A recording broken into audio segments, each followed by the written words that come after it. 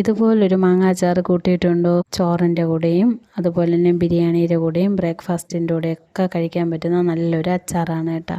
എരിവും പുളിപ്പും മധുരവുമായിട്ട് ഒരു നല്ലൊരു അച്ചാറാണ്. അപ്പോൾ ഇതെങ്ങനെയാണ് ഉണ്ടാക്കണമെന്ന് നമുക്ക് നോക്കിയിട്ട് വരാം. അതിനായിട്ട് ഞാൻ 2 മാങ്ങയാണ് എടുത്തിട്ടുള്ളത് കേട്ടോ. നല്ല പുളിയുള്ള മാങ്ങ തന്നെയാണ്. ഇതുപോലെ 2 മാങ്ങ എടുത്തിട്ടുണ്ട്. ഇതിനെ നമുക്ക് അരിഞ്ഞെടുത്തിട്ട് വരാം. വലിയ കഷ്ണങ്ങളായിട്ട് തന്നെ അരിഞ്ഞെടുക്കണം കേട്ടോ. ഞാൻ വലിയ കഷ്ണങ്ങളായിട്ട് തന്നെ അരിഞ്ഞെടുത്തിട്ടുണ്ട്. ഇനി ഇതിലേക്ക് ചേർത്ത് കൊടുക്കാനുള്ളത് ഉപ്പാണ്. 1.5 ടേബിൾ സ്പൂണോളം ഉപ്പ് ഞാൻ ചേർത്ത് കൊടുക്കുവാണ്. എനിക്ക് ഏകദേശം ഇത്തിരി ഉപ്പ് വേണമായിരുന്നു കേട്ടോ. കറക്റ്റ് ഉപ്പായിരുന്നേ. കാരണം നമ്മൾ അച്ചാറിട്ട് വരുമ്പോൾ പിന്നെ ഉപ്പ് ചേർക്കേണ്ട ആവശ്യമില്ല. അതുകൊണ്ട് അത്ര ഉപ്പ് ഞാൻ ഇട്ട് കൊടുത്ത് നന്നായിട്ട് ഇളക്കി യോജിപ്പിച്ച് ഒരു അരമണിക്കൂർ റെസ്റ്റ് ചെയ്യാനായിട്ട് വെച്ചിരിക്കാം.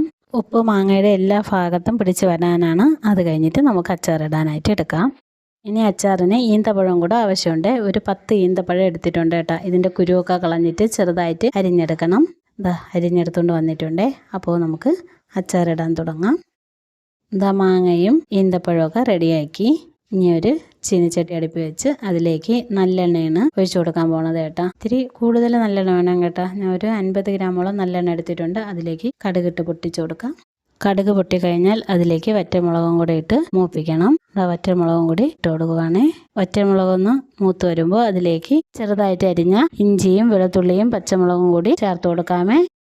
വെളുത്തുള്ളിയും ഇഞ്ചിയും പച്ചമുളകും കൂടി ചേർത്ത് കൊടുത്തു കഴിഞ്ഞാൽ അതിനെ ഒന്ന് മൂപ്പിച്ചെടുക്കണം. ഫസ്റ്റ് ടൈമാണ് എൻ്റെ വീഡിയോ കാണുന്നതെങ്കിൽ എൻ്റെ ചാനലൊന്ന് സബ്സ്ക്രൈബ് ചെയ്യണേ. അതുപോലെ എൻ്റെ വീഡിയോയ്ക്ക് ലൈക്കും കമൻറ്റും ഒക്കെ കൊടുക്കണേ. ഇത് മറ്റുള്ളവരിലേക്ക് ഷെയർ ചെയ്തും കൂടെ കൊടുക്കണേ.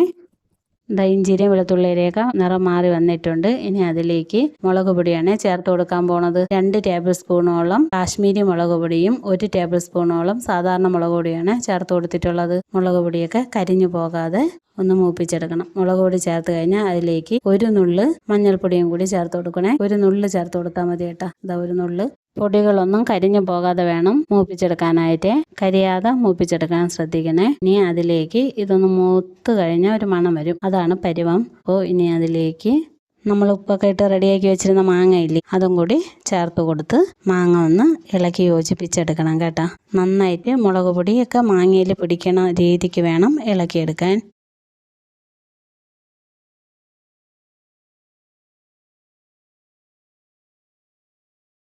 ഇത് പെട്ടെന്ന് കേടൊന്നും ആയി പോവില്ല കേട്ടോ. അത്രയ്ക്ക് നല്ലൊരു അച്ചാറാണ് കേട്ടോ ഇത്. ലോ ഫ്ലെയിമിൽ ഇട്ട് വേണം പൊടികൾ മൂപ്പിച്ചെടുക്കുകയും അതുപോലെ തന്നെ മാങ്ങ ഇട്ട് വഴറ്റിയെടുക്കുകയും ചെയ്യേണ്ടത്.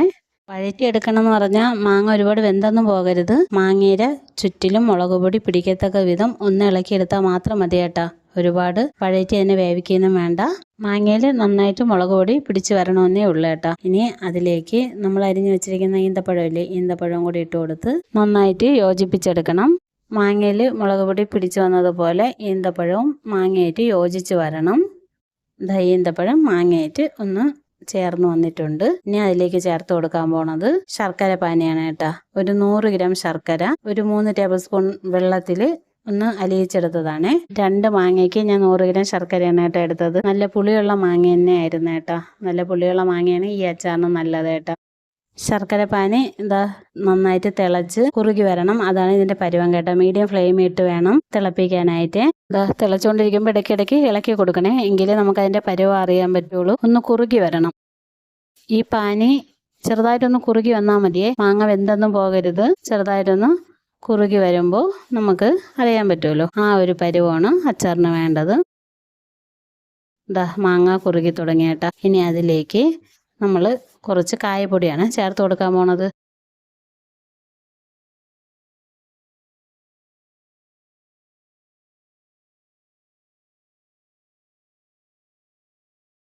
കാൽ ടീസ്പൂണോളം കായപ്പൊടി ചേർത്ത് കൊടുക്കുവാണേ.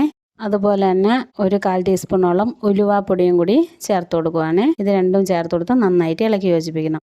ഈ സമയം തന്നെ 1 സ്പൂണോളം വിനെഗറും കൂടി ചേർത്ത് കൊടുക്കണേ. താല്പര്യമുണ്ടെങ്കിൽ മാത്രം ചേർത്ത് കൊടുത്താൽ മതി. ഞാൻ ചേർത്ത് കൊടുത്തായിരുന്നു കേട്ടോ. വിനെഗർ ഒഴിച്ച സമയത്തിന് മൊബൈൽ ഓഫായി പോയി കേട്ടോ. ഞാൻ അറിഞ്ഞില്ലായിരുന്നേ. അതുകൊണ്ട് ആ വീഡിയോ എടുക്കാൻ വേണ്ടി പറ്റിയില്ല. താല്പര്യം ഉണ്ടെങ്കിൽ മാത്രം 1 സ്പൂണോളം വിനെഗറും കൂടി ചേർത്ത് കൊടുക്കാം.